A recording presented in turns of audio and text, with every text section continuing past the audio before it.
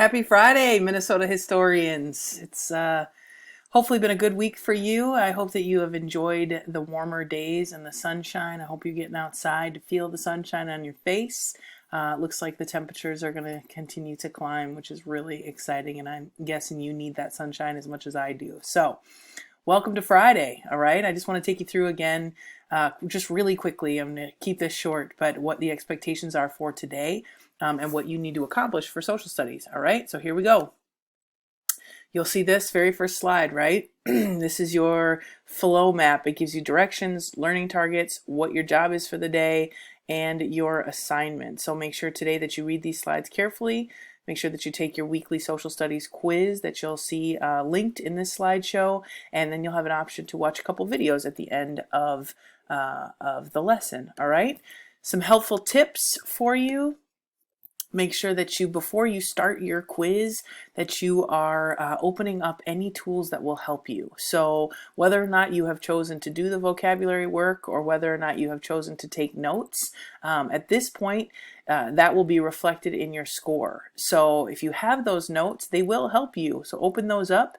If you don't have those notes, you can still open up your slideshows from the week on different tabs. You can open up your Northern Lights ebook, and all of those things you can use to help you take this quiz. You do not have to rush through the quiz. Make sure you're taking your time. Make sure that you are reading each question carefully, and make sure that you are choosing your options wisely. All right? So take your time. There's no prize in this for finishing first. All right?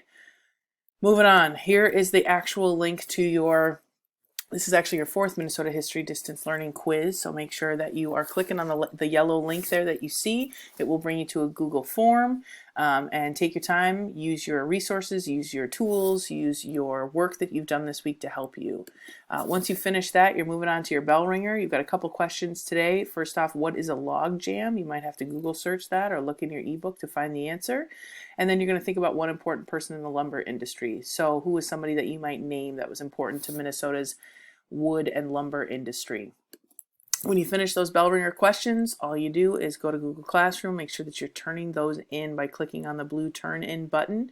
We will grade that. We will put some commentary on it perhaps. We'll give you a score, and we will return that to you. You will have a new Bellringer response page, brand new, not the same one, in Google Classroom on Monday. Again, you'll turn that in on Friday of each week. You'll have a new one on Monday. Okay, so make sure you're turning that in to get your 10 points for your Bellringer questions. Lastly, this is the extra mile, right? This is not required. This is optional for you. A couple of videos for you to watch if you're curious, if you enjoyed learning about lumbering and sawmilling. A lumberjack competition, this is a real thing. They still do this. It's really interesting and definitely hard work. So check that out, or the story of white pine. So if you want to, go ahead and check out those videos if you're curious, if you're interested. And that's it for today, all right? So thank you for your focus. Thank you for those of you who are joining us this week. We really appreciate seeing you put forth that effort. Keep going. If you have questions, please reach out. It was really good to see some of you in our Google Meet, our office hours yesterday. Mr. Ziegler had some students and I had some students show up. So thank you to those of you who are showing up. If you need anything, or if you have any questions, don't hesitate to contact us.